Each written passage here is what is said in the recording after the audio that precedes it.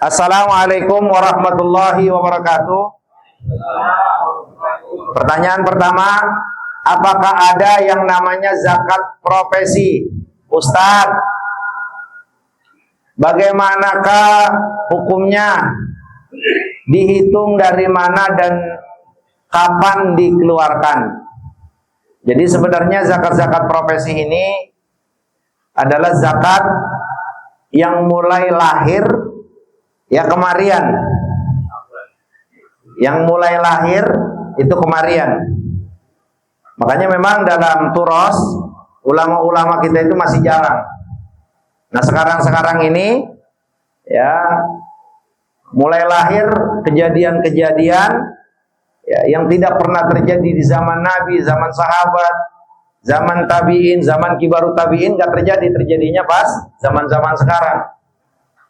Nah, maka kalau zakat profesi, sebagaimana yang diterangkan oleh Al-Imam Fadilatul Syekh Yusuf Qaradawi dalam kitabnya Fiqhus Zakat, zakat profesi ini termasuk zakat yang wajib atau satu penghasilan yang wajib dikeluarkan zakatnya idza balaghan nisaba, apabila sampai kepada nisab ukuran emas 85 gram. Jadi kalau ada bapak-bapak kerja, anggota dewan atau apa, pejabat atau apa, atau pengacara, atau apalah, kontraktor bangunan, Pak Haji Udin, atau apa saja yang sifatnya profesi, pengacara kah, ngwasitin per, kalau ngwasitin sekali ngwasitin 150 juta gitu. Nah, maka sebagaimana yang ditetapkan di buku beliau rahimahullahu ta'ala, profesi yang sampai kepada nisab seukuran harga emas 85 gram, maka dia wajib dikeluarkan zakatnya 2,5% saat dia mendapatkan penghasilan tersebut. Kalau pengacara kan gak jelas, bukan bulanan sistemnya. Kapan dia dapat klien, di situ kan baru turun duit misalkan. Atau kayak anggota dewan yang memang gajinya ininya, bisa ada yang sampai 200 juta. Misalkan, atau dubes dan yang lainnya, pokoknya apa saja ya sifatnya profesi. Gitu. Nah itu nanti kalau pas nerima duit, setelah nerima duit sampai kepada ukuran harga emas 85 gram, maka dia wajib mengeluarkan zakat 2,5%. Makanya ini kayak Bang Apun. Bang Apun itu perhatiin Bang Apun. Karena kan Bang Apun pengacara. Artinya kalau kapan dapat klien, ya Bang Apun tuh tahu sendiri bayarannya miliaran kali. Ya. Dan misalkan kasus perceraian antara, contoh ya, Bang Udin dengan istri yang artisnya gitu. Itu nanti iya, berapa bayaran yang disepakati? 1,5 miliar. Ya udah, pas diterima duit 1,5 miliar, keluarkan 2,5%. Wajib itu zakatnya.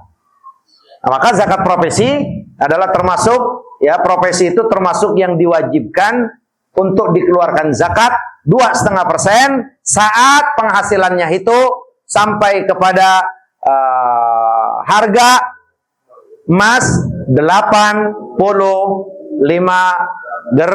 gram. Paham? Tapi kalau yang gajinya 15 juta setiap bulan kayak mantu Ulis, 20 juta kayak Bang Abdurrahim Boim, 50 juta kayak Bang Pele, ini harga 50 juta itu belum dapat emas 50 gram, 85 gram. Itu karena masih kotor, belum dipotong. Dan kalau yang namanya zakat itu adalah uang yang di luar kebutuhan. Maka kalau ada orang misalkan, anggaplah misalkan Kong Nani, dia berapa gajinya? Gajinya 150 juta. Oke. Ini bersih atau kotor? Oh, kotor. Oh iya, potonglah. Ya potong makannya untuk 1 bulan. potong kebutuhannya listrik dan semuanya 1 bulan, biaya ini, biaya itu 1 bulan. Ternyata dari 150 juta pas dipotong kebutuhannya tinggal 60 juta misalkan. Maka 60 juta ini belum masuk nominal nisab harga emas 85. Maka kalau seperti itu dia nggak wajib ngeluarin setiap bulan, akan tetapi diwajibkannya setiap tahun. Simpen aja tuh, kalau setiap bulannya 60 juta kali 12 berapa, nanti sampai yang nggak ketemu tahunnya, tahun komariah, dia wajib mengeluarkan 2,5%. Itu begitu kalau zakat. Nah sama ini halnya dengan warisan. Contoh, Ibu Haja Ius dapat warisan misalkan 2 triliun. Dah. Contoh. Woi. Contoh, ntar pada datang yuk ke rumahnya yuk, datang. Orang contoh. Dah. Kapan duit tersebut turun, itu langsung keluarkan. 2,5%. Disimpankan tuh duit sama Ibu Haja misalkan. Udah, kalau yang namanya duit, nyimpennya duit itu nggak bakal kena zakat. Cukup sekali saja pertama saat uang tersebut turun dari warisan. Kedepannya udah nggak wajib, kecuali duit tersebut diinvest untuk sebuah usaha. Tapi kalau disimpan mati, itu nggak wajib. Beda dengan emas dan perak. Tuh, Bang Pele nyimpen 300 juta, emang nabung. 300 juta nggak wajib setiap bulannya. Setiap tahunnya nggak wajib. Tapi kalau Bang Pele nyimpen emas 1 kilo, 2 kilo, 3 kilo, mau itu dipakai, mau itu disimpan, mau itu di mana, maka setiap tahunnya itu dihitung zakatnya dan wajib dikeluarkan. Itulah bedanya nyimpen duit sama nyimpen emas. Begitu Bang Sony. Jadi Bang Sony itu yang 350 juta itu nggak wajib zakat. Minjem 100 juta sini. Ntar saya bilang sama Bu Ninik minjem di 100 juta sini bentar. Paham gak kira-kira tuh? Nah, satu lagi, Ustadz, saya ini punya tanah di Jonggol itu ada 150 hektar. Ya, terus udah punya saya itu semuanya. Itu bagaimana? Apakah wajib kita mengeluarkan zakat? Kalau tanah saja, jangankan 150 hektar, 50.000 hektar, kalau tuh tanah dikosongin, kagak diapa-apain, kagak disewain, maka tanah tersebut bertahun-tahun tidak wajib dikeluarkan zakatnya. Paham ya? Nah, tapi saat kebun tersebut sudah mulai ditanemin singkong, ditanemin paya, ditanemin timun, mulai itu setiap panennya ada hasil, nah baru dikenakan zakat oleh Allah. Jadi kalau barang mati, rumah mati, mobil mati, walaupun sampai ribuan unit, walaupun sampai ratusan rumah, hanya dia pakai buat villa, hanya dia gunakan buat keluarga, mati tanpa ada usaha, sewa menyewa, maka sebanyak apapun rumah yang dia miliki tidak akan wajib zakat. Mulai disewain, mulai bikin CV, mulai bikin PT, disewain. Nah, itu baru nanti kena zakatnya. Paham kira-kira? Paham ya Ibu? Aduh, paham? Nggak ada tisu jaknya?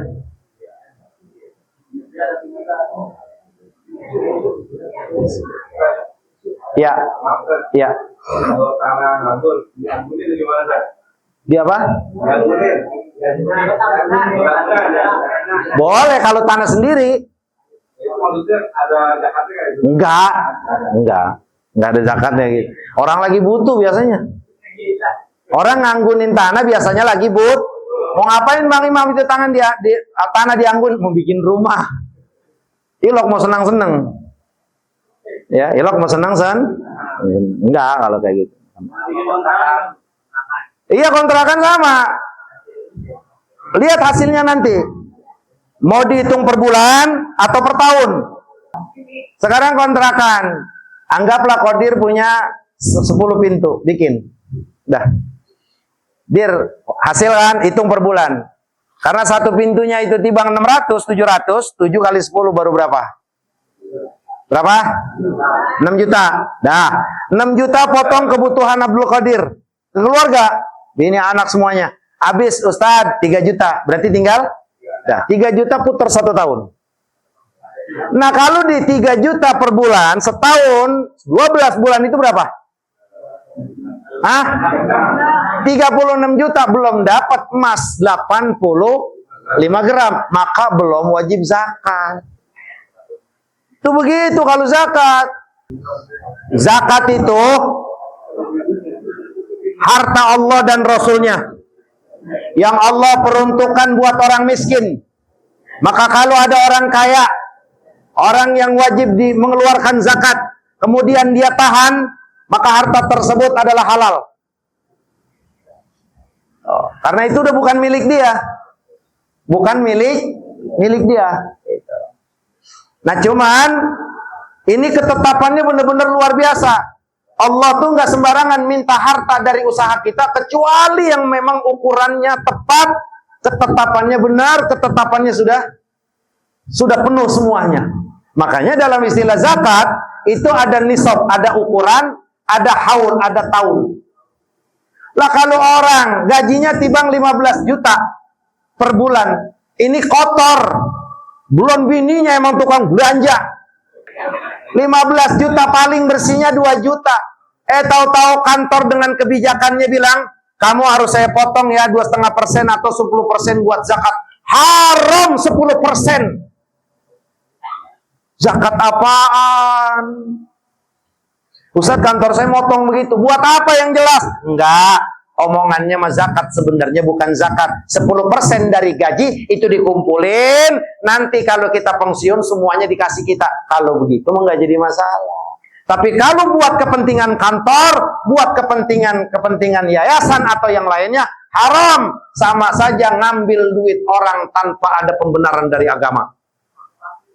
Wala taqulu amwalakum bainakum bil batili wa tudlu biha ilal hukam litaqulu fariqan min amwalin nasi bidzulm.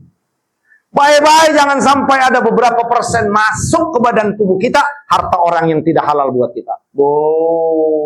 Makanya kayak perusahaan-perusahaan jangan sembarangan dikit-dikit zakat, dikit-dikit zakat. Zakat apa? Gajinya timbang goceng.